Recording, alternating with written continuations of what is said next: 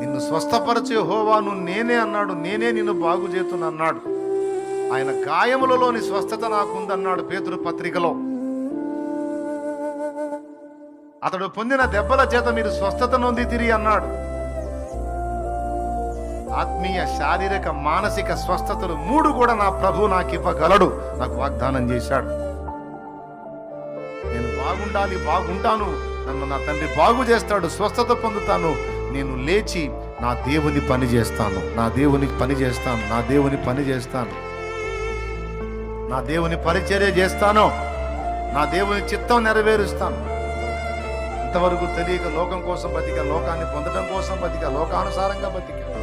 ఇప్పుడు సత్యం తెలుసుకున్నా, మారు మనసు పొందా, రక్షణ పొందా, నా తండ్రిని అడిగా, నా తండ్రికి రిక్వెస్ట్ పెట్టా, మొత్తం ఆయన ఆమోదించాడు.